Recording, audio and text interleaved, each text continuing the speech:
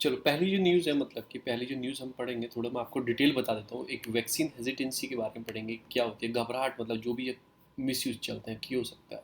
फिर एक न्यूज़ आई है स्पेटियल मार्क, मतलब कि जो सेंसस किया जाता है लियोपार्ड का, उसकी एक न्यू टेक्निक आई है। फिर म्यूटेशन के बारे में आज पूरा जान लेंगे, क्योंकि नए 2-3 तरह के नए म्यूटेशन पाए गए हैं, उसके बारे में। सेडिशन चार्ज पढ़ेंगे, क्योंकि इसका कैसे मिसयूज़ किया जाता है, इसकी हिस्ट्री क्या है, और कैसे इसे सॉल्यूशन क्या है, क्या सुप्रीम कोर्ट ने क्या कहा है, सब कुछ हम कंप्लीट जान लेंगे आज सेडिशन के बारे में। देखो कितना लंबा लिखा है मैंने, नियर अबाउट 1 पेज का लिखा है, तो आप आराम से लिख सकते हो अगर मेंस में लिखने के लिए आएगा। फिर आप बॉडी के बारे में डालेंगे, हम जानेंगे ये अपनी national highway authority of India, इसके बारे में थोड़ा जानेंगे। यूजीसी के बारे में जान लेंगे थोड़ा। फिर टेलीमेडिसिन के बारे में जानेंगे, टेलीमेडिसिन इसका पूरा वो आया। फिर लास्ट में एनबीएफसी और बैंक में क्या डिफरेंट है, जो नॉन बैंक फाइनेंशियल कंपनीज होती हैं, इनमें और बैंक में क्या डिफरेंस है, ये जान लेंगे। तो ये 3-4 चीज़ है जो हमें जाननी है। हम अपने हिंदू पे आ जाते हैं। पहली न्यूज़ जो रिलेटेड आती है टूल किट, मैं आपको बता ही चुका हूँ टूल किट क्या है। टूल किट का जो जिक्र किया है इन्होंने, जैसे हम ये ट्रेंड चला रहे थे, ट्वीट चला रहे थे, ये सब कर रहे थे, वो टूल किट उन्होंने पूरा जो भी अगेंस्ट गवर्नमेंट के अगेंस्ट में जो प्रोपेगेंडा चलाया जा रहा था, उसे टूल किट बता दिया, बस इतनी सी बात है। फिर इधर आता है कि 4 cases of south Africa variant of virus found. पहले यूके के वेरिएंट के मिले, फिर ब्राज़ीलियन स्ट्रेन के मिले, अब साउथ अफ्रीका वेरिएंट के मिल रहे हैं।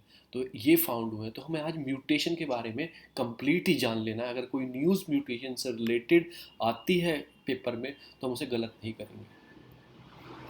तो हम आ जाते हैं अपने फ्रंट पेपर पर। जो पहली न्यूज़ आती है आपकी म्यूटेशन से। म्यूटेशन क्या होता है, एक तरह से चेंज होता है in genetic sequence of the virus. जो उसके जेनेटिक सीक्वेंस होता है वायरस का, उसमें वो चेंज कर देता है। और आपको पता ही है शार्क कोव 3 कौन सा वायरस है, ये आपको राइबो न्यूक्लियो एसिड वाला है, आरएनए वाला वायरस है, आरएनए में चेंज करता है म्यूटेशन, ठीक है ना। अब आरएनए क्या होता है कि इंपॉर्टेंट बायोलॉजिकल माइक्रो मॉलिक्यूल्स है, ये किसमें प्रेजेंट होता है, सभी बायोलॉजिकल सेल में प्रेजेंट होता है। आरएनए क्या है, बायोलॉजिकल मैक्रोमोलिक्यूल, ठीक है ना। इसका प्रिंसिपल काम क्या होता है, प्रिंसिपल काम किस में रहता है, एक तो सिंथेसाइज करता है प्रोटीन को, और कैरिंग करता है मैसेज इंस्ट्रक्शन फ्रॉम डीएनए। जो आपका डीएनए से मैसेज और इंस्ट्रक्शन आ रहे हैं उसको कैरी करता है और सिंथेसाइज करता है प्रोटीन को। तो आरएनए का काम क्या है, ये काम करना, पर इसमें जेनेटिक वो नहीं मिलता है कोई भी। अब आता है डीएनए, डीऑक्सिलिक राइबो न्यूक्लिक एसिड। इसमें क्या होता है, ये ऑर्गेनिक केमिकल है जो कंटेन करता है हमारी जेनेटिक इन्फॉर्मेशन। कहते हैं ना डीएनए टेस्ट कराओ पता लग जाएगा किसकी ये बच्चा है। तो इसमें क्या होता है, हमें जेनेटिक इन्फॉर्मेशन होती है आरएनए के अंदर, और ये इंस्ट्रक्शन देता है प्रोटीन सिंथेसाइज के, इंस्ट्रक्शन बनाने के। पर सिंथेसाइज कौन करता है, ये करता है आरएनए। तो ये वाला म्यूटेशन कैसा है, ये प्रोटीन में ही चेंजिंग कर रहा है, मतलब अपने। तो म्यूटेशन का मतलब क्या हो रहा है, म्यूटेशन क्या कर रहा है, RNA virus often happen when the virus make mistake. जैसे मैं हूँ, मेरा क्लोन तैयार करना है, उसमें कुछ मिस्टेक हो जाए तो कुछ चेंज हो जाएंगे ना उसमें। तो उसमें मिस्टेक कर देता है, अपनी कॉपी ऑफ इट सेल्फ कुछ मिस्टेक कर देता है। तो हमने दवाई बनाई है हमने इस वायरस के हिसाब से। अब दूसरे वायरस में वायरस दूसरी बॉडी में गया, उसने कुछ म्यूटेट कर दिया, चेंज कर दिया अपने अंदर, कोई मिस्टेक कर दी, हमने मिस्टेक बोला है, तुमने दवाई इसके अकॉर्डिंग बनाई है, इसके आरएनए स्ट्रक्चर को देखते हुए। अब इसके अकॉर्डिंग नहीं बनाई है, क्या पता इफेक्ट करे या ना करे। तो एक ये प्रॉब्लम क्रिएट हो रही है। तो आपको पता लग गया, ये RNA virus often happen when the virus make a mistake while making it's copy itself. उसमें मिस्टेक कर देता है। क्या करता है, significant change in the protein structure. RNA में प्रोटीन सिंथेसाइज करने का काम था, तो प्रोटीन स्ट्रक्चर को मतलब कि अल्टर वल्टा छोटा बड़ा ये सब कर देता है। तो ये आपका हो गया पूरा म्यूटेशन के बारे में कंप्लीट, आपको चीज़ पता लग गई है। म्यूटेशन और आरएनए और डीएनए में भी आपको डिफरेंस पता लग गया, फुल फॉर्म पता लग गई है दोनों की। किसी वन वर्ड मतलब एसएससी, एचसीएल, कौन कौन छोटे एग्जाम होते हैं 12 पास, उसमें डीएनए डायरेक्ट फुल फॉर्म पूछ लेते हैं, और सब सब ऑप्शन आपको एक से ही लगते हैं कि हाँ यार ये भी हो सकता है, ये भी। तो D oxy ribo nucleic acid. और दूसरा कौन सा है आपको, आरएनए, इसको क्या बोलते हैं, इसको बोलते हैं राइबो न्यूक्लिक एसिड, ठीक है ना। इंस्ट्रक्शन देता है DNA to RNA to synthesise a protein, और जेनेटिक इंफॉर्मेशन डीएनए के अंदर होती है, ना कि आरएनए के अंदर। हम आते हैं वापस अपने हिंदू में। ये मैं थोड़ी न्यूज़ नहीं ले आऊँ क्योंकि बड़ी हो जाती है। हम गवर्नर की पावर पढ़ने वाले थे, मतलब गवर्नर और प्रेसिडेंट के बीच में रिलेशन पढ़ने वाले थे। मैं आपको पॉलिटी से पढ़ाता हूँ, पर मैंने इसमें कवर नहीं किया क्योंकि लंबी हो जाती है। फिर आता है sedition charge can not B कुटिल डिस्क्वाइट, मतलब रोकने के लिए तुम शांत कर दो ना किसी चीज़ को, उसके लिए आप उसके ऊपर सेडिशन चार्ज नहीं लगा सकते ऐसे किसी को दबाने के लिए, ये सब करने के लिए। जो सुप्रीम कोर्ट ने प्रीवियस में गाइडेंस बताई है सेडिशन क्या होता है, उसी के ऊपर लगा सकते हैं, वो मैं आपको पढ़ा देता हूँ कंप्लीट। चलिए, सेडिशन चार्ज क्या कब था, ये आर्टिकल जो आपने सेक्शन है 124A आईपीसी का, आईपीसी के जो सेक्शन है 124A, उसके अंदर सेडिशन चार्ज को मेंशन किया गया और ये इनेक्ट किया गया था 17वीं सेंचुरी में इंग्लैंड में। इसकी स्थापना कहाँ हुई थी, 17वीं सदी में इंग्लैंड के अंदर इसकी स्थापना हुई थी सेडिशन लॉ की। और इंडिया में ये 1870 के लॉ में इंट्रोड्यूस किया गया था। Insert section 124A of IPC in 1870 में इंडिया के में इंट्रोड्यूस किया गया था, इंडिया के लॉ में ही इंट्रोड्यूस किया गया था, 1870 में इंट्रोड्यूस किया गया था। और पहली बार जो इसके शिकार हुए थे वो हुए थे बाल गंगाधर तिलक 1897 में। अब आपको क्यों हुए थे, ये आपको सुष्मिता आपको कमेंट में जाके, ग्रुप में जाके आपको बताना है वो सेडिशन के शिकार क्यों हुए थे, क्या रीज़न था उसके पीछे। और फिर महात्मा गांधी भी इसके शिकार हुए हैं, उन्होंने आर्टिकल लिखा था अपनी उसमें यंग इंडिया में, तो उसके कारण उनको भी सेडिशन चार्ज में अंदर डाला गया था। अब इसके काम क्या होते हैं, सेडिशन चार्ज क्यों लगा जाता है, एक तो कर्ब द फ्री स्पीच, हमारा हनन कर रहा है, क्रश द पॉलिटिकल डिसेंट, ये भी कर रहा है, और destroy the soul of Gandhian philosophy, जो राइट टू डिसेंट बोलते हैं ना, उस सोल को डिस्ट्रॉय कर रहा है ये। यूके इसे ऑलरेडी रिपील कर चुका है, पर हमारी जिसने इंट्रोड्यूस किया था वो ऑलरेडी इसे निकाल चुका है, पर इंडिया में अभी तक ऐसा लॉ है। तो ये इसके अगेंस्ट में हो गया, हमें कर्व कर रहा है पॉलिटिकल डिसेंट गांधीयन प्रिंसिपल को, और यूके से निकाल चुका है। अब इससे रिलेटेड कुछ केस हुए हैं, जैसे सुप्रीम कोर्ट का 1950 वाला केस है Romesh Thapar versus state of मद्रासरा। वो क्या बोलती है कि law which restrict speech on the ground that would be disturb public order was unconstitutional. ठीक है ना, तो अनकॉन्स्टिट्यूशनल इन्होंने बोला था रोमेश थापर वाले केस ने, और 1950 में होता सुप्रीम कोर्ट ने ये दिया था। फिर इसमें चेंजिंग किया गया, फर्स्ट कॉन्स्टिट्यूशन अमेंडमेंट एक्ट आया, उसमें कुछ 92 में आर्टिकल में चेंज किया गया। क्या था, पहले क्या था, undermine the security of the state, उसे चेंज करके क्या कहते हैं, इंटरेस्ट ऑफ पब्लिक ऑर्डर, ये उसमें किया गया। फिर दूसरा केस आता है आपका, आता है 1962 में बिहार की हाई कोर्ट में आता है Kedarnath versus state of Bihar. उन्होंने डिफाइन कर दिया कि किस किस बेस पे आप लगा सकते हो ये सेडिशन, या तो इंटेंसिटी टू क्रिएट डिस्ट्रॉय, मतलब डिसऑर्डर क्रिएट करने के लिए, disturbance of law and order को डिस्टर्बेंस कर रहा है, ये इंसाइटमेंट है आपकी वायलेंस को लेकर, तो ही आप लगा सकते हो सेडिशन। ऐसे नहीं मुंह उठा के किसी पे भी सेडिशन लगा दो, ये चीज़ गलत है। You are curbing the free speech that give by the fundamental rights to you। फिर 1919 में केस आया था Balwant Singh and state of Punjab, supreme court ने उस पर क्या बोला कि जो स्लोगन देते हैं हम कि गवर्नमेंट कुछ भी स्लोगन देते हैं, वो कोई मतलब अगर वो स्लोगन पब्लिक रिस्पॉन्स नहीं क्रिएट कर रहा है, which evoke no public response, then did not amount to sedition. जैसे मैंने कोई स्लोगन दिया, उससे पब्लिक दंगा भी, उस स्लोगन से क्या दंगा भड़क गया, तो मैं सेडिशन में जा सकता हूँ। अगर उस स्लोगन मैंने दिया, उससे कोई फ़र्क ही नहीं पड़ा पब्लिक पे, कुछ उसके कारण हुआ ही नहीं, तो वो सेडिशन के चार्ज में नहीं आएगा। ठीक है ना, तो ये सारे कुछ केसेस हैं आपको याद रखने, केदारनाथ, बलवंत सिंह, ये लिखने के लिए इंपॉर्टेंट होते हैं। रोमेश थापर केस है, फिर क्यों हम क्या कर रहे हैं इसे लगाने के बाद, पूरी हिस्ट्री जान ली तो हम कैसे लिख सकते हैं, पूरा आंसर राइटिंग फॉर्म में मैं बताता हूँ आपको क्यों हमें ज़रूरत पड़ती है सेडिशन की। एक तो कर्व द आपको सेसेनेशन मूवमेंट, कोई जैसे खालिस्तान मूवमेंट चल रहा है, कोई अगेंस्ट मूवमेंट चल रहा है, उसे रोकने के लिए। फिर कोई एरोसिटी प्रोपागेंडा क्रिएट किया जा रहा है, उसे रोकने के लिए। Integrity of India, security of state, public order, फिर friendship relation to foreign countries, तो कुछ भी लिख सकते हैं इसमें। इसलिए हमने ये लॉ लेके आए हैं कि हमें ज़रूरत है इस चीज़ की भी, ऐसा नहीं है ज़रूरत नहीं होनी चाहिए, पर हमें उसे एक तरह से डिफाइन करना चाहिए, सेडिशन चार्ज है क्या, उसे डिफाइन करना चाहिए, ट्रांसपेरेंसी लानी चाहिए उसमें, ना कि हम किसी की फ्री स्पीच एक्सप्रेशन को रोक कर हम उसे ऐसे नहीं लगा सकते किसी पर। तो ये हो गया आपका सेडिशन, पूरा हो गया सेडिशन, इसके बाहर कहीं नहीं आएगा, आप पूरा पढ़ लेना, चाहे सेडिशन जाके कहीं से भी। अब दूसरी न्यूज़ आती है कि कल स्पीच थी, मतलब इनजस्टिस इन द हिस्ट्री से मोदी, कुछ इनजस्टिस हुए हैं हिस्ट्री में, तो उन्होंने कुछ एक मतलब कि महाराजा आपका सुहेल देव मेमोरियल बना है, कहाँ बनेगा, ये बनेगा बहराइच चित्तूर लेक, जो बहराइच डिस्ट्रिक्ट की यूपी में है। चित्तूर लेक पे। तो महाराजा सुहेल देव मेमोरियल यहाँ पे बनेगा। और ये क्या मतलब कि ये पॉपुलर किस कम्युनिटी के अंदर थे, राजभर्स जो है ओबीसी कम्युनिटी वाले, और पासीस जो हैं दलित, उनके अंदर ही बहुत मशहूर थे, मतलब पब्लिक फिगर थे उनके कम्युनिटी के अंदर। जो सेकंड लार्जेस्ट दलित कास्ट है मतलब उत्तर प्रदेश में पासीस, और राजभर ओबीसीज में आते हैं। तो ये मेमोरियल कहाँ बने जा रहा है, Maharaj Suheldev memorial develop work in Chittaur lake in Bahraich. तो ये क्योंकि मोदी जी ने इनोग्रेट किया है तो ये इंटरनेशनल बन सक मतलब सॉरी नेशनल न्यूज़ में हो सकता है। मैं आपके बारे में इसके बारे में कुछ आपको थोड़ा सा बताना चाहता हूँ। सॉरी इस पर नहीं खोलूँगा, यहाँ से नहीं खोलूँगा। ये दिख रहा है आपको, ये दिख रहा है, इसमें लिखा है कि महाराज जो सुहेल देव थे, it is a semi legends king whose reference to मतलब फाउंड। आप पढ़ लेना जाके इनके थोड़ा सा इनके बारे में, ठीक है। तो एक तरह से ये क्या थे, Hindu king who different to मतलब करेक्ट नेशनल ग्रुप। इन्होंने हिंदूज की बात कही थी, सीधी सीधी बात ये है, इसमें क्या लिखा है, इन्होंने हिंदू को जो मुस्लिम इन्वेडर थे उनके खिलाफ हिंदू को डोमिनेट दिया था। जो करते हैं ना हिंदू, जैसे शिवाजी करते थे, हिंदू राष्ट्र बनाएंगे, तो उन्होंने उस चीज़ की बात की थी। ऐसे हिंदू फिगर पॉपुलर हुए थे आके। तो कुछ कारण है इससे रिलेटेड है, आप पढ़ लेना थोड़ा जाके इनकी क्या मतलब है। क्योंकि मोदी जी ने जिक्र किया है तो इम्पोर्टेंट इसलिए बन जाते हैं, इसलिए मैं थोड़ा सा आपको बता रहा था। ठीक है ना, तो आप थोड़ा याद रखना कहाँ पे मेमोरियल बन रहा है। ये न्यूज़ क्या थी कि जो अभी किरण बेदी हैं वो रिमूव कर दी हैं पुडुचेरी की लेफ्टिनेंट गवर्नर से। और ठीक है, ये ऐसा मतलब कि नोट जारी किया प्रेसिडेंट ऑफ इंडिया ने, इनको हटा दिया है।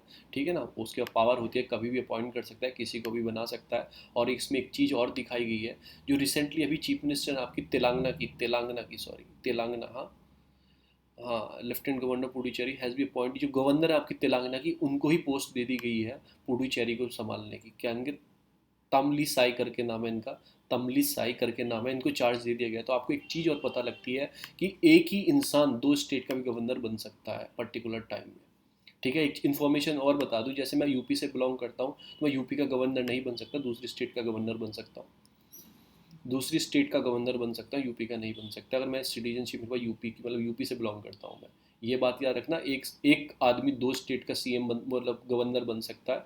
और प्रेसिडेंट के पास पावर होती है, कभी भी हटा सकता है, कभी भी उसे अपॉइंट कर सकता है। और ठीक है, कोई इनका टर्म्स नहीं होता कि 5 साल के, पर यूजली बोला जाता है 5 साल के लिए। ऐसा कहीं कॉन्स्टिट्यूशन में मेंशन नहीं है कि 5 साल के लिए गवर्नर रहेगा। तो कुछ मैंने आपको इन्फॉर्मेशन बता दी, पर मैं क्या करना चाहता था, इसको पॉलिटी से पढ़ाना चाहता था उसके चैप्टर से, पर वो टाइम लैक होने की वजह से मैं नहीं कर पाया। आगे चलते हैं। दूसरी न्यूज आती है फास्टैग से रिलेटेड। कल मैंने आपको फास्टैग की कल पूरा बताया था, फास्टैग कहाँ से इंट्रोड्यूस होता है, कौन दो कम्युनिटी मतलब दो इसे ऑर्गेनाइजेशन चला रही हैं, एक एनएचआई की ऑर्गेनाइजेशन है और national payment corporation of India चला रही है, क्योंकि पेमेंट का इसमें लेन देन है। और किसके अंडर में आता है, और दोनों स्टेट और स्टेट हाईवे नेशनल हाईवे पे ये इसका अप्लाई हो गया है। तो आज हम कुछ पढ़ेंगे national highway authority of India के बारे में पढ़ेंगे। आपको दो न्यूज़ दूंगा जो प्री के लिए भी इंपॉर्टेंट है, क्योंकि अभी क्या किया मैंडेटरी कर दिया गया है फ्रॉम थर्सडे। तो देखो कितना लंबा जाम लगा हुआ है क्यों फास्टैग लेने के लिए। ये आपका धौला कुआं वाला प्लाजा है, धौला कुआं जाता है मतलब दिल्ली में, तो इस पे जाम लगा हुआ है। तो मैं आपको national highway authority of India के बारे में बताना चाहता हूँ। ये नेशनल हाईवे को डेवलप करती है जो इंटर स्टेट मूवमेंट के लिए बहुत फ़ायदेमंद होते हैं। ये सेटअप की गई थी, थोड़ा उसमें दिखेगा नहीं, सेटअप की गई थी आपका 1988 में। एक्ट लाया गया था इसके लिए, national highway authority of India act 1988। Ministry of road ने इसे बनाया था, मिनिस्ट्री ऑफ रोड के अंदर आती है रोड एंड ट्रांसपोर्ट, जो अपनी गडकरी जी चला रहे हैं। और नेशनल हाईवे डेवलपमेंट प्रोजेक्ट ये बाद में लेके आए। इन प्रोजेक्ट को काम क्या करना होता है, देख रेख करनी होती है नेशनल हाईवेज की। ये एक तो आपको पता लगी एक तरह से मतलब सेटअप की गई थी, एक मतलब कि एक्ट से बनाई गई थी। एक तो इन्फॉर्मेशन ये होगी प्री के लिए, दूसरी इन्फॉर्मेशन क्या होगी, सबसे ज़्यादा रोड किस उसमें है। सबसे ज़्यादा रोड जो है वो रूरल एरिया में, सबसे ज़्यादा रोड लेंथ वाइज में, उसके बाद स्टेट में है, उसके बाद सबसे कम नेशनल हाईवे है। अब आप उल्टा जाओगे, 1.7% नेशनल हाईवे है इंडिया में, 40% ट्रैफिक इन नेशनल हाईवे पे चलता है। तो आप ये भी दो दो इन्फॉर्मेशन मिल गई। सबसे ज़्यादा रोड कौन सी है, रूरल। उसके बाद कौन सी है आपका स्टेट हाईवेज है, उसके सबसे लास्ट में नेशनल हाईवे। और सबसे ज़्यादा ट्रैफिक आपको इकलौता नेशनल हाईवे पे चलता है। तो ये भी पूछा जाता है, सीक्वेंस में आ जाता है लगाने के लिए प्री में या स्टेट सर्विस के एग्जाम में। तो ये होगी हमारी नेशनल हाईवे अथॉरिटी, कंप्लीट हो गई है। 1 मिनट रुक जाओ बस, वरना खुलता रहेगा। आगे चलते हैं। दूसरी न्यूज़ सेडिशन से आती है कि 2016 में जीएनयू जो स्टूडेंट्स हैं कन्हैया, दिल्ली हाई कोर्ट संबंधक कन्हैया कुमार पे वो सेडिशन चार्ज लगाया गया था। तो वो सब 9 अदर्स पे लगाया गया था, हम इसे कुछ नहीं पढ़ेंगे, हटाया नहीं हटाया, उमर खालिद, कन्हैया, अभिनव भट्टाचार्य, इन सब पे लगाया गया था। चलो, अगली जो न्यूज़ आती है, मैं आपको पढ़ाया भी है, मैंने एक स्कीम पढ़ाई थी, स्विच स्कीम। मैंने क्या पढ़ाया था? स्विच स्कीम पढ़ाई थी मैंने आपको, दिल्ली गवर्नमेंट ने वो लॉन्च की थी। उसमें क्या किया था, एक अवेयरनेस प्रोग्राम चलाना है by the use of digital platform और सोशल प्लेटफॉर्म। उसमें क्या करना है, उसमें क्या करना है, स्विच दिल्ली में क्या, एक प्रोग्राम में क्या था कि आप चेंज कर जाओ, इलेक्ट्रिकल व्हीकल पे कर जाओ। देखो ये रहा switch Delhi campaign to promote electrical vehicle. आपका जो माइंड सेट है ना, आप देखते हो स्कूटी जा रही है, मतलब कि इलेक्ट्रिकल स्कूटी जा रही है, क्या खटा रहा है स्कूटी लेके घूम रहा है। तो वो माइंड सेट लोगों का चेंज करना, वो कैसे होगा, आपको पता लगेंगे इन्वायरमेंट बेनिफिट। वो खटारा तो लेके घूम रहा है, पर उससे फ़ायदा इनडायरेक्टली तुम्हें भी मिल रहा है। ऐसी चीज़ों को हम अवेयरनेस क्रिएट करेंगे। और इन्वायरमेंट के इफेक्ट से जो गैसेस निकल रही हैं, उसमें हैवी गैसेस निकल रही हैं जो रिलीज में, उससे आपकी यूथ जनरेशन पे क्या इफेक्ट जा रहा है, क्या इफेक्ट जा रहा है कि मतलब इंसान जल्दी बड़ा हो रहा है, हार्ट अटैक प्रॉब्लम बच्चों में आने लगी है। पहले में बताया जाता कि 40% से ज़्यादा ये low blood pressure, high blood pressure, insomnia, दुनिया भर की बीमारी है, ये नहीं होती थी बच्चों में। पर अब ये नई नई बीमारी होने लगी है because of that environment change. ठीक है ना, पबिलिटी रेट जल्दी आ जाती है, जल्दी सब कुछ स्टार्ट हो जाता है इंसान में, जल्दी सब कुछ होने लगता है। पहले इतना कुछ नहीं होता था, तो इस कारण से इतनी अब हम अवेयरनेस ऐसी क्रिएट करेंगे तो लोगों को बाद में समझ में आएंगी हम गलत हैं वो ठीक है। तो इसके लिए उन्होंने स्विच दिल्ली कैंपेन चलाई थी, प्रमोट करना था इलेक्ट्रिकल व्हीकल को, उसकी इंपॉर्टेंस बता के और रिलेटेड करके। फिर इन्होंने क्या है, दिल्ली का एक वर्ल्ड बेस्ट सिटी फॉर 2021 में आया है। तो ठीक है, टॉप 100 में, मतलब वर्ल्ड में एक बेस्ट सिटी में काउंट किया गया है दिल्ली को। ऐसा क्यों किया गया, क्यों किया गया? तो दिल्ली ने प्रमोशन के लिए निकाला है। और मैं आपको क्या बताना चाहता हूँ, ये कौन निकालता है, वर्ल्ड बेस्ट सिटी जो इंडेक्स है वो कौन निकालता है? ठीक है ना, एक तो इसमें 100 सिटी में इसको मतलब काउंट किया गया है, दिल्ली की बस दिल्ली आई है only city to rank among 100 best city across the world. Delhi ही उसमें आई है, मुंबई भी नहीं है, चेन्नई नहीं है, कोलकाता नहीं है, दिल्ली आई है। कुछ अच्छा काम हुआ है, मैं इस चीज़ को बोल सकता हूँ दिल्ली में। ये कौन निकालता है? निकालता है Resonance Consultancy Limited, based on Vancouver, Vancouver में है ये, रेजोनेंस कंसल्ट लिमिटेड, ये निकालती है वर्ल्ड बेस्ट सिटी की। बहुत अच्छे काम है। ये सिग्नेचर ब्रिज की फ़ोटो है, ये सिग्नेचर ब्रिज बना है उसकी फ़ोटो है। तो कुछ अच्छे काम हुए, हाईवेज तो, रोड्स तो बहुत अच्छी हो गई हैं वाकई में, इनके तो कोई जवाब ही नहीं है, फ्लाईओवर्स, हाईवेज तो बहुत अच्छी हो गई हैं।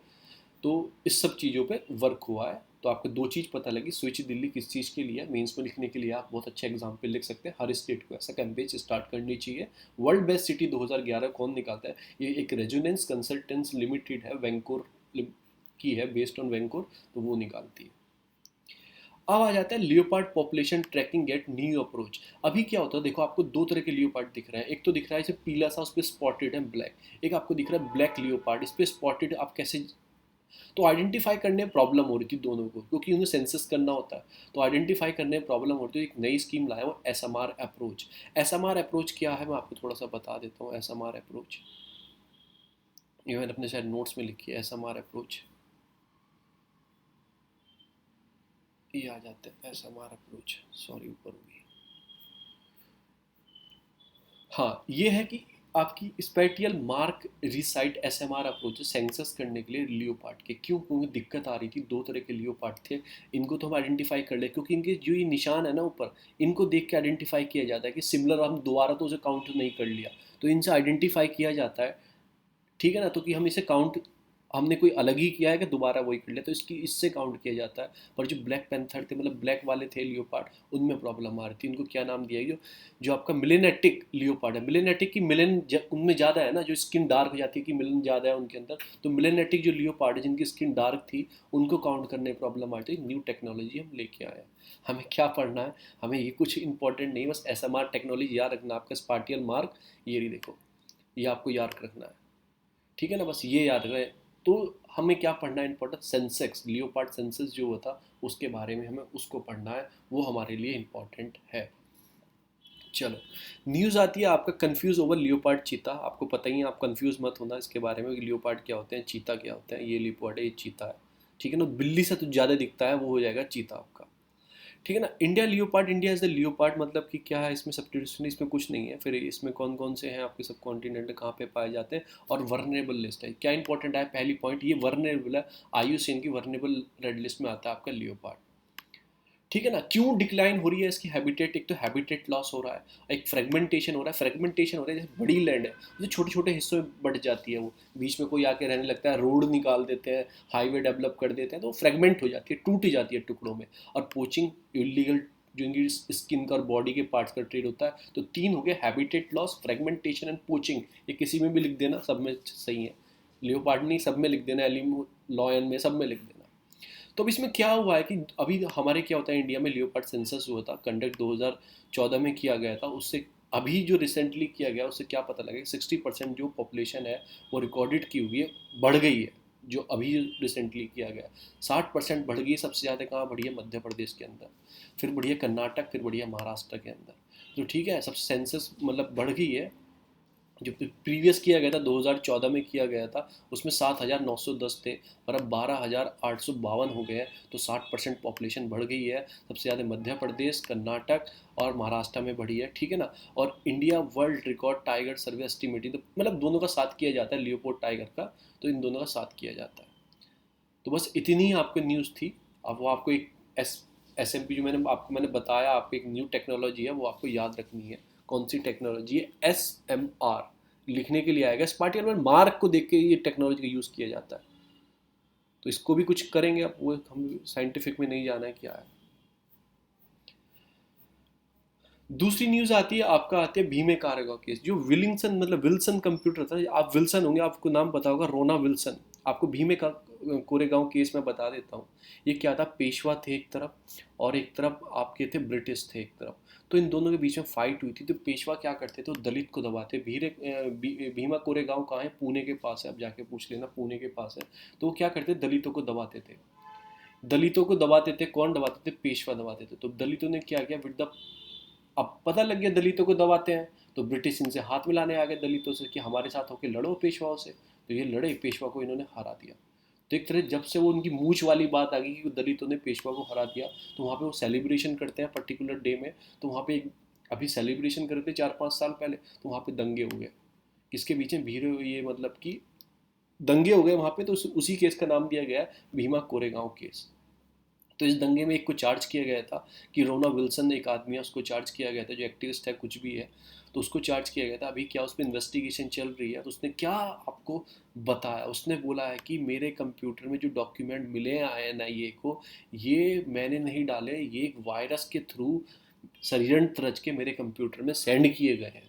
उसने ऐसा बताया, एक्सप्लेनेशन जो दी है बॉम्बे हाई कोर्ट को। ठीक है ना। एक आपका ट्रोजन जो होता है, हाउस नेटवेयर, उसने बताया कि नेटवेयर के जरिए वो मालवेयर मेरे कंप्यूटर में भेज के सेंड किए गए हैं वो डॉक्यूमेंट।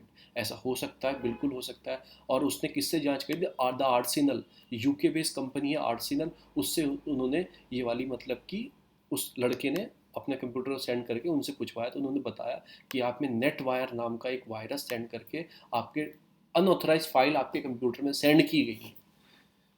तो बस आपको याद रखना है कि आर्सनल क्या है, नेट वायर क्या है। Net wire recently news related to the connectivity of net, ऐसा कुछ नहीं है। नेट वायर एक तरह सा ट्रोजन है, ट्रोजन मालवेयर को बोलते हैं, कंप्यूटर में वायरसेस आते हैं।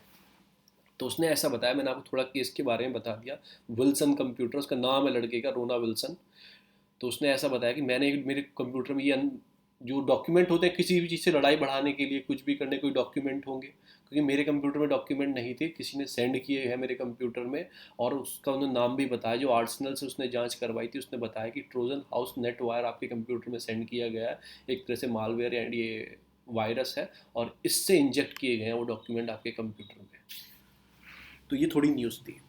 दूसरी न्यूज़ आती है कि गवर्नमेंट क्या कर रही है, वही जो मैंने आपको 3 दिन से पढ़ा रहा हूँ ट्विटर को, फ्रीडम एंड सिक्योरिटी, इनमें डिफरेंस बताया गया फ्रीडम एंड सिक्योरिटी में। वही ट्विटर वाली सारी न्यूज़ है। पहले ट्विटर ने हटा दिया, फिर ट्विटर ने दोबारा से लगा दिया, और ट्विटर ने क्या बोला था कि हम वायलेट नहीं कर रहे हैं, हम उनका जो कॉन्स्टिट्यूशन में लिखा हुआ है फंडामेंटल राइट है, फ्री एक्सप्रेशन वाला राइट है, हम उसके अकॉर्डिंग काम कर रहे हैं, हम कोई गवर्नमेंट के अगेंस्ट काम नहीं कर रहे हैं, क्योंकि उनके फंडामेंटल में लिखा गया है, तो हम उसके अकॉर्डिंग काम कर रहे हैं। फिर इसमें क्या न्यूज़ आई है, किसके अंडर हटाया गया था, इंफॉर्मेशन टेक्नोलॉजी एक्ट 2002, इसका हवाला दिया था गवर्नमेंट ने, हम केस दर्ज कर देंगे, 69 एज होता। मैं आपको पूरा पढ़ा चुका हूँ परसों की न्यूज़ में, कंप्लीट ये वाला एक्ट पढ़ा चुका हूँ। तो इसे हम 2-3 दिन बाद रिपीट करेंगे जो रिवाइज हो जाए। तो कोई वही नहीं बनता है पढ़ने की, वही सारी न्यूज़ इसमें आई है। ये कुछ नहीं पढ़ेंगे, हम कई दिन से पढ़ रहे हैं लद्दाख क्या क्या हो रहा है, कहाँ पे हो रहा है। मैं आपको लोकेशन भी 10 बार दिखा चुका हूँ, कल की न्यूज़ चले जाना तो आपको पता लग जाएगा। जो इंपॉर्टेंट न्यूज़ आती है वो आती है टेली हेल्थ से related, scaling up India advantage. अभी क्या हुआ, कोविड टाइम में हम इंटरेक्शन नहीं कर सकते थे डॉक्टर टू डॉक्टर, तो एक नई चीज़ सामने आई थी टेली हेल्थ। आप कॉल करोगे डॉक्टर को, या वो ऐप आ गए, अब तो ऐप डाउनलोड करो, फेस टू फेस बात करो, उसकी फीस ऑनलाइन सबमिट कर दो, तो वो एक प्राइवेट मोड है। अब गवर्नमेंट मोड भी कुछ है, मैं आपको बताऊंगा, आज पूरा बताऊंगा कि टेली हेल्थ के बारे में पूरा एक ऐसे लिख सकते हो आप, इतना बताऊंगा। कोविड 19 में क्या हुआ कि रिस्ट्रिक्ट होगी हेल्थ क्वालिटी जो लोगों के अंदर थी ना, मतलब डिक्रीज होगी। जैसे मुझे कोई प्रॉब्लम है, मुझे कोई हार्ट की भी डिसीज है, तो मैं डॉक्टर के पास जाने से बच रहा था। तो इससे क्या हुआ, लोगों में बीमारी बढ़ती गई बढ़ती गई बढ़ती गई। ऐसा किसमें बोला गया, वर्ल्ड हेल्थ ऑर्गेनाइजेशन ने जुलाई में एक सर्वे कराया, और उसमें क्या पाया गया, 60% of services were least partial district south in Asia. मतलब कि जो सर्विसेज थी, जैसे मुझे कोई बीमारी है, मैं कंटिन्यू हर महीने डॉक्टर के पास जाता हूँ, वो कम हो गया। 45% low income country incurred at least partial destruction for 75 services. तो क्या हो गया, मतलब कि वो जो हम चेकअप कराते हैं डॉक्टर पास रेगुलर जाके, वो एसेंशियल जो चेकअप हम कराते थे वो कम हो गया था, डॉक्टर पास इंटरेक्शन कम हो गया था। उससे क्या होगा, ऑब्वियसली उससे चेकअप नहीं होगा, वो घर में बीमार रहेगा, तो वो क्या होगा, बीमारी बढ़ना स्टार्ट होगी। और जो नॉन आपकी कम्युनिकेबल डिसीज, जैसे हार्ट अटैक हो गया, कोई प्रॉब्लम थी, तो वो इंक्रीज होना स्टार्ट हो गई। देखो कि आया ना इसमें कि detention of tuberculosis cases was down by, मतलब 50% इन अप्रैल दिसंबर। कि डाउन क्यों है ट्यूबरक्लोसिस वाले केसेस, क्योंकि डॉक्टर के पास आए नहीं हम, ठीक है ना, इस पीरियड में। और फिर ये एनिटल केयर विजिट जो थी, विजिट भी देखो कम हो गई है, 56% विजिट कम हो गई है फर्स्ट हाफ ऑफ 2020 में। डायबिटीज़ बढ़ गई है लोगों के अंदर, रिस्क बढ़ गया, क्योंकि घर में रहे, टेंशन आई, फाइनेंशियल टेंशन आई, तो डायबिटीज़ को भी इंक्रीज़ की हो गई है। तो आपने क्या देखा, केसेस कम क्यों है, बिकॉज हम डॉक्टर के पास अपॉइंटमेंट लेने गए नहीं। हमें कोई बीमारी थी, ट्यूबरक्लोसिस था, हमने घर में ही हम रहे, हम डॉक्टर के पास नहीं गए, तो ऐसा बताया गया है। तो उन्होंने क्या उपाय बताया कि टेली मेडिसिन एक उपाय है जो इस चीज़ को सॉल्व कर सकता है। अब हम टेली मेडिसिन कैसे चला सकते हैं, ठीक है ना। देखो ये आया ना, badly affected many country as well as diagnosis and treatment of other non communicable diseases, कि बेडली इफेक्ट पहुंचा है, ठीक है ना। तो हम कैसे कर सकते हैं, टेली मेडिसिन के एक ऑप्शन बताया, इनहेंस करना है टेक्नोलॉजी को, ठीक है। कैसे इनहेंस करना है टेक्नोलॉजी की, पहली बात तो हर कनेक्टिविटी हर शहर के अंदर होनी चाहिए, हर चीज़ होनी चाहिए हर शहर के अंदर। और ऐसे गवर्नमेंट प्राइवेट तो चला ही रहे हैं, गवर्नमेंट को भी चलाने चाहिए। तो गवर्नमेंट ने कहा ठीक है, हम इस पर काम करेंगे, और हमने काम चालू कर दिया। उन्होंने चलाया ई संजीवनी प्लेटफॉर्म। ई संजीवनी प्लेटफॉर्म, मैं आपके उसके बारे में बताऊंगा। और कुछ नॉन जो एन हैं वो भी काम करने लगे इस वाले फील्ड में आके, जो प्राइवेट एन हैं उन्होंने भी काम करना स्टार्ट कर दिया है, ठीक है ना। प्राइवेट के तो ऑलरेडी काम कर ही रहे हैं, ये सब है। तो मैं आपको दो गवर्नमेंट की स्कीम बताऊंगा, ई संजीवनी और उसकी जो पूरी स्कीम है टेलीमेडिकेशन की। हम आते हैं अपनी नेक्स्ट न्यूज़ पे, बलवंत। ये हो गया हमारा यूजीसी, हो गया टेलीमेडिसिन। टेलीमेडिसिन एक ई संजीवनी है, एक ई संजीवनी ओपीडी है। ओपीडी का मतलब पता है आपको क्या होता है, ओपीडी का मतलब बता सकता है मुझे कोई? ओपीडी का मतलब होता है कि आउट पेशेंट डिपार्टमेंट होता है। ओपीडी का मतलब होता है आउट पेशेंट डिपार्टमेंट। और ये ई संजीवनी ओपीडी स्कीम है, और एक ई संजीवनी स्कीम है। ई संजीवनी में क्या किया कि doctor to doctor telemedicine system को डेवलप किया गया है। ऐसे मैं आपको कैसे बताऊँ, एक हॉस्पिटल है कि प्राइमरी हेल्थ केयर एक गाँव के अंदर है, ठीक है ना। वहाँ पे कोई बड़ा केस आ गया, पर डॉक्टर वहाँ पे क्या रहते हैं, एमबीबीएस भी अपॉइंट हो जाते हैं प्राइमरी हेल्थ केयर में। जो एमबीबीएस डॉक्टर होते हैं उनको भी अपॉइंटमेंट, पर स्पेशलिस्ट नहीं होते, ठीक है ना। फिर एक डॉक्टर है कि वो टर्सरी में बैठा है, तीसरे लेवल के बड़ा हॉस्पिटल में बैठा है, तो उनके उनके बीच में इंटरेक्शन हो जाएगा, क्योंकि वो हॉस्पिटल की वहाँ से दूरी 200 किलोमीटर है, 500 किलोमीटर है, एक रिमोट एरिया में, डिफ़िकल्ट ट्राइन है, नहीं जा सकते। तो क्या करेंगे, टेली मेडिसिन से कांटेक्ट करेंगे कि सर इस तरह का वो आया है मेरे पास, पेशेंट आया, ये प्रॉब्लम आ रही है, कैसे मैं उसे ट्रैकल करूँ। तो इस तरह से वो ट्रैकल करेंगे। तो ई संजीवनी क्या है, एक तो बोलता है कि doctor to doctor telemedicine system. और ये किसके अंडर इम्प्लीमेंट किया गया, ये किया गया Ayushman Bharat health wellness centre ABHWC programme के अंदर इसको इम्प्लीमेंट किया गया। और इसमें कनेक्ट किया जाएगा जो है ना आपके हेल्थ हेल्थनेस जो सेंटर्स हैं उनको कनेक्ट किया जाएगा हब स्पोक मॉडल से बाय दिसंबर 2022 तक। हब स्पोक मॉडल क्या होता है, जितने भी हैं जैसे 1,000 2-3 लाख सेंटर है, सबको एक साथ कनेक्ट कर दिया जाएगा एक दूसरे से। हब स्पोक ही होता है और उनका एक मेन सेंटर होगा। जैसे साइकिल का पहिया होता है ना, बीच में मेन होता है और साइड में स्पोक्स होते हैं, सब कनेक्टेड रहते हैं एक दूसरे से। तो ऐसे कनेक्टेड हो जाएंगे, हब स्पोक मॉडल बोलते हैं। अब गवर्नमेंट इसी पे काम कर रही है, आपको कई जगह सुनने को मिलेगा हब स्पोक मॉडल। एक सेंटर रहेगा और उससे सब चीज़ कनेक्ट रहेंगी और वो आपस में भी कनेक्ट रहेंगे, क्योंकि आपस में कनेक्ट तो हो ही जाते हैं, सेंट्रल में आ जाते हैं। तो इसे बोलते हैं हब स्पोक मॉडल। क्या बोलते हैं इसे, हब स्पोक मॉडल बोलते हैं। तो ऐसे कनेक्ट किया जाएगा 2022 तक। अब होता है ई संजीवनी ओपीडी। ओपीडी मतलब क्या होता है, पेशेंट्स के लिए आ जाते हैं, पेशेंट्स के लिए आ जाते हैं। इसमें आउट ऑफ पेशेंट डिपार्टमेंट बोलते हैं ओपीडी को। Patient to doctor tele communication होगा कि पेशेंट्स है डॉक्टर से बात करने के लिए, कोई पैसा नहीं लगेगा आपका, अपने घर में डाउनलोड कर लेना। खांसी बीमारी हो किसी को कुछ, तो आप जाते ही एंटीबायोटिक मत लेके आओ मेडिकल से, पैरासीटामोल दे दो, ये दे दो, कुछ भी दे दो, आप ये ऐप डाउनलोड कर लेना प्लीज़। डॉक्टर उसमें मिले हैं, मुझे तो पता नहीं, उसमें यूज़ करने के बाद पता लगेगा। प्लीज़ इस चीज़ का यूटिलाइज कर सकते हैं अगर चल रही है। ये इनेबल करती है, टू वे इंट्रैक्शन करती है। टू वे इंट्रैक्शन क्या है, वो उधर से बात करेंगे, हम इधर से बात करेंगे, टू वे इंट्रैक्शन हो जाएगा। और ये बाद में जब आपको कंसल्टेंट पूरी हो जाएगी, डॉक्टर आपको प्रिस्क्रिप्शन भेजेगा, वो स्लिप इसमें जनरेट हो जाएगी, जैसे पीडीएफ आ जाएगी आपके सामने कि प्रिस्क्रिप्शन स्लिप ये है आपकी। ठीक है ना। तो इसे मैंने आपको दोनों बता दिए। अब ये किसने स्टार्ट किया, ये स्टार्ट किया सेंट्रल फॉर आपका किसने डेवलप किए हैं दोनों। चल तो टेली मेडिसिन है, मिनिस्ट्री ऑफ हेल्थ को, हेल्थ के अंदर है, हेल्थ एंड फैमिली वेलफेयर के अंदर है टेली मेडिसिन। पर ये डेवलप किसने किए हैं, इन संजीवनी, क्योंकि इलेक्ट्रॉनिक प्लेटफॉर्म है तो कुछ चाहिए ना, तो उसका नाम है सी डैक। अगर आप कंप्यूटर से बिलोंग करते हैं, आपको सी डैक के बारे में जरूर पता होगा, central for development of advance computing. इसका मोहाली चंडीगढ़ में है इसका जो ऑफिस है। और ये किसके अंडर आता है, रिसर्च एंड डेवलपमेंट ऑर्गेनाइजेशन जो है मेटी की, इलेक्ट्रॉनिक इंफॉर्मेशन टेक्नोलॉजी, उसके अंदर आता है सी डैक। उसने ये डेवलप किया है। पर ये स्कीम चल किसके अंडर रही है, चल रही है मिनिस्ट्री ऑफ हेल्थ के अंडर। तो ये हमने पूरा इस स्कीम के बारे में पढ़ लिया। ये पूरी स्कीम हमारी ख़त्म हो गई। हम आते हैं अपने आर्टिकल पे। उसमें कुछ न्यू चीज़ें हैं जो आपको लिखनी है, कैसे हम बढ़ा सकते हैं। एक तो हमें क्या करना है, एक तो हमें वो टेक्नोलॉजी का इन्हेंस करना है, क्योंकि टेक्नोलॉजी चाहिए, नेट चाहिए ना घर घर तक, तो उसका इन्हेंस करना है। फिर ऐसी स्कीम गवर्नमेंट को चलानी चाहिए संजीवनी जैसी। एनजीओ जो है उनको आगे आना चाहिए, एनजीओ जो काम करते हैं गवर्नमेंट के लिए, जैसे पानी फाउंडेशन हो गया, फिर आपका बहुत सारे एनजीओ। पानी फाउंडेशन महाराष्ट्र में बहुत अच्छा काम करता है, आमिर खान का पानी फाउंडेशन है, तो वो हो गया। फिर आपका ऑक्सफोम वाला हो गया, वो नॉर्थ ईस्ट में बहुत अच्छा काम करते हैं ऑक्सफोम वाले, वो तो ऑल इंडिया काम करते हैं, तो वो हो गया। फिर कि रिमोट शेयर एक मेडिकल इन्होंने अपॉइंटमेंट बोला है आपको, इसमें एक न्यू टेक्नोलॉजी बताई गई है। न्यू टेक्नोलॉजी क्या है, SMR, शेयर मेडिकल अपॉइंटमेंट। इसमें क्या होता है मैं आपको बताता हूँ, 20 साल से ये काम कर रही है यूएस के अंदर। इसमें क्या होता है, इसमें बहुत बड़ा फ़ायदा होता है।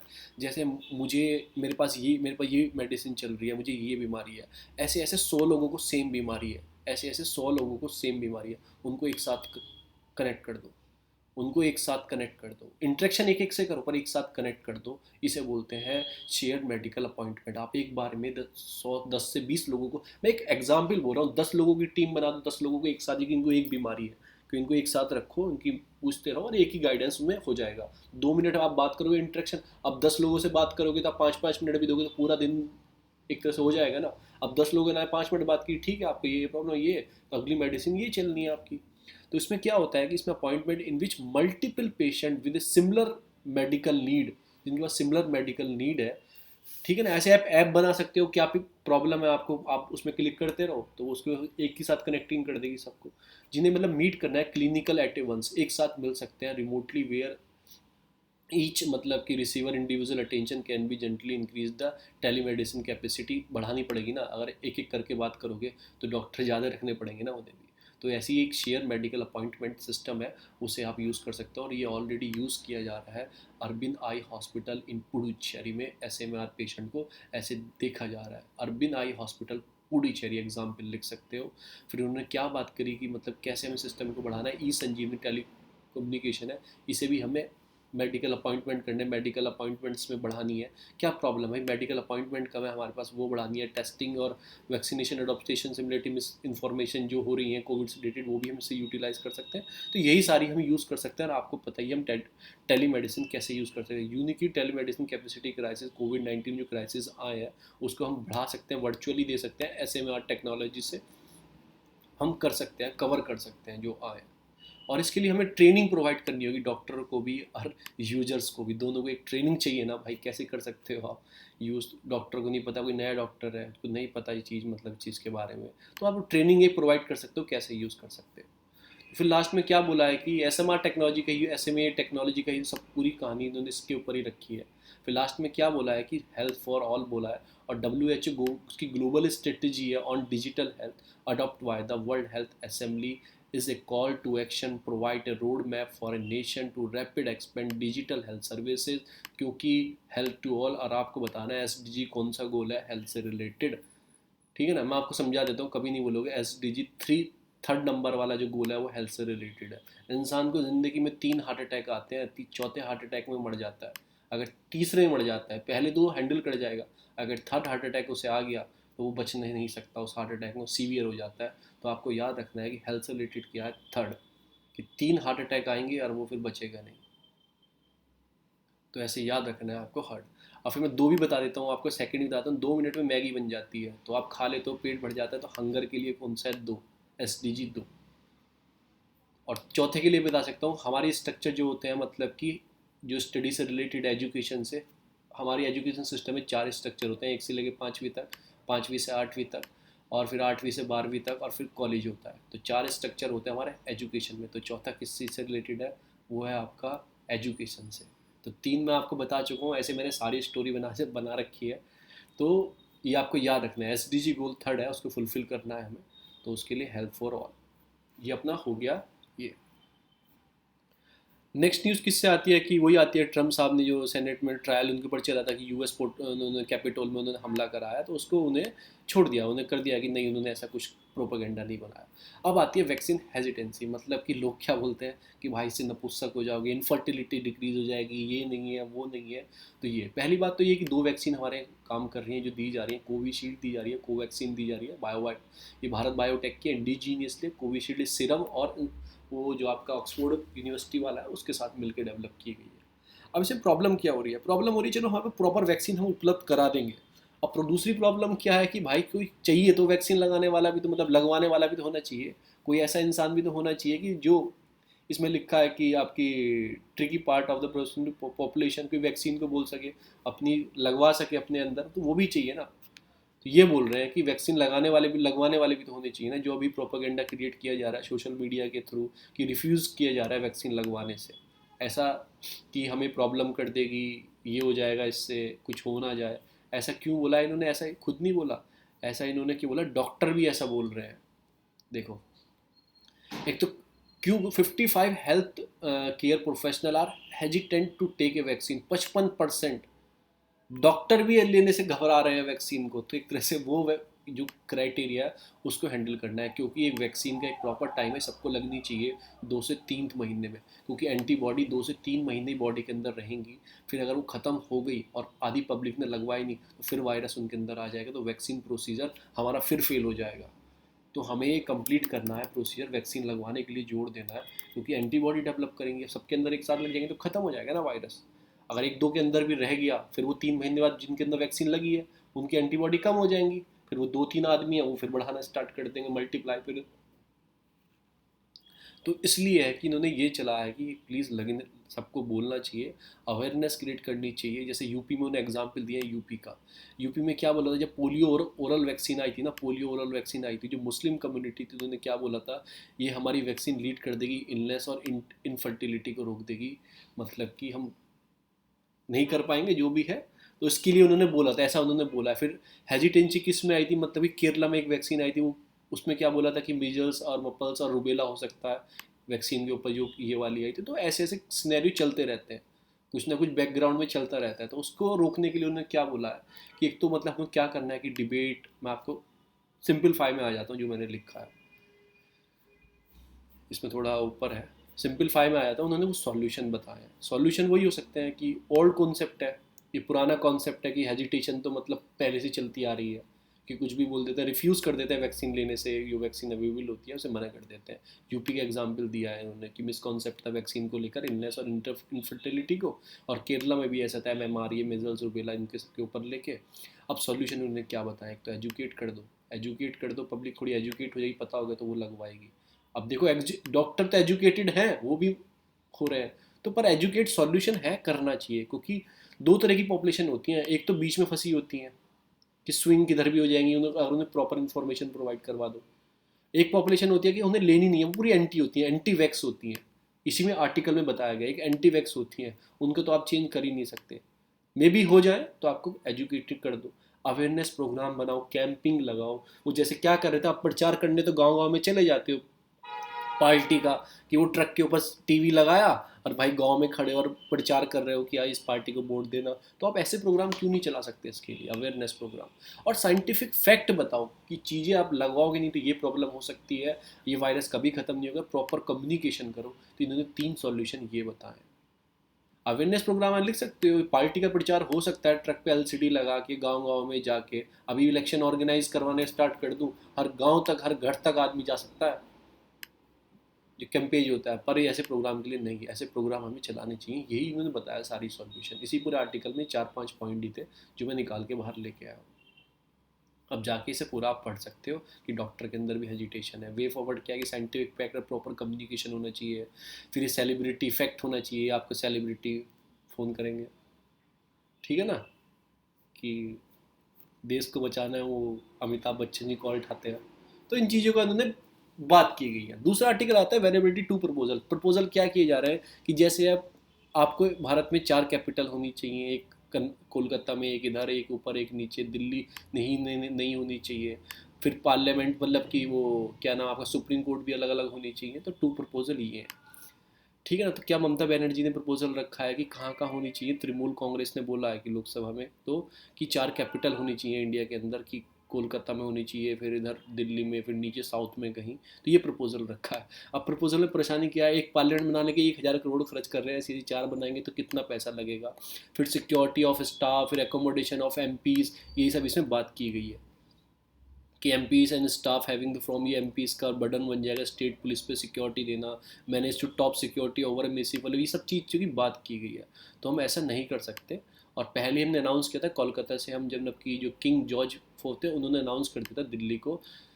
हमने कोई ऐसा बाद में तो किया नहीं कि हम आज़ाद हो गए हमने बाद में दिल्ली को अपना कैपिटल बनाया, वो एक हिस्ट्री टाइम में ही बन चुका था। तो वो हमने ऐसे कोई, उसमें वो भेदभाव की भावना नहीं आनी चाहिए कि हम नॉर्थ में लेके आए कैपिटल को या साउथ में लेके गए, वो पहले ही हो चुका था, ये इन्होंने बोला।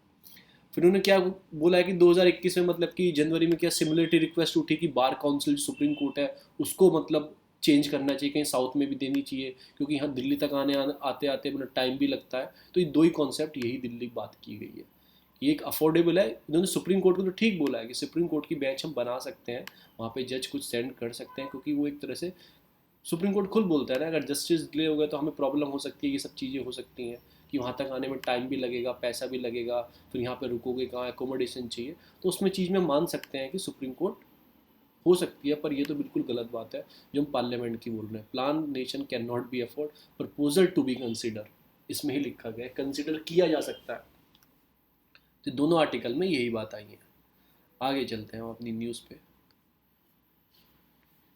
आज शायद कोई उससे रिलेटेड थी। फिर यूजीसी क्या बोल रहा है कि वो क्या पढ़ाएंगे, काओ साइंस पढ़ाएंगे। काओ साइंस क्या है कि काओ का यूटिलाइजेशन, उसके डंग के जो गोबर करती है उसका यूटिलाइजेशन, उसके मतलब कि जो टॉयलेट करते हैं उसका यूटिलाइजेशन कैसे करेंगे, उन सब चीज़ का काओ साइंस पढ़ाई जाएंगे। यूजीसी ने बोला है कि आप काओ साइंस पढ़ाओ और उसका एक एग्ज़ाम की करवाया जाएगा स्कूलों में।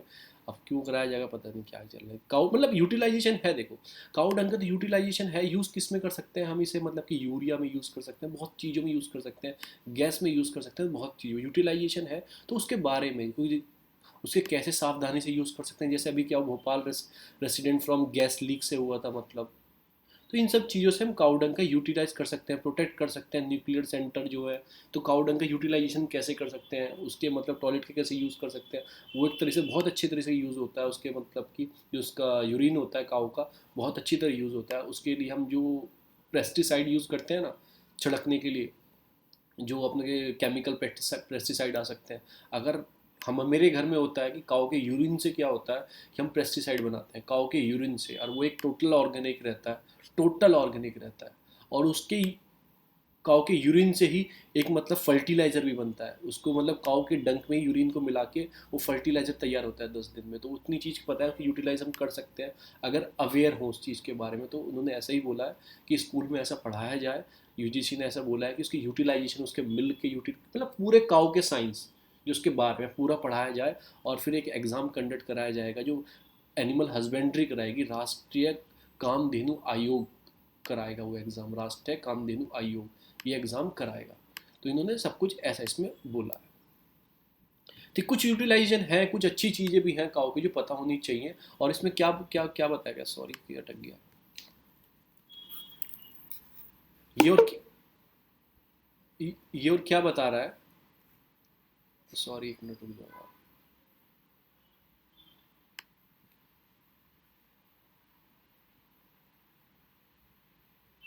ये और क्या बता रहा है, क्या हो रहा है,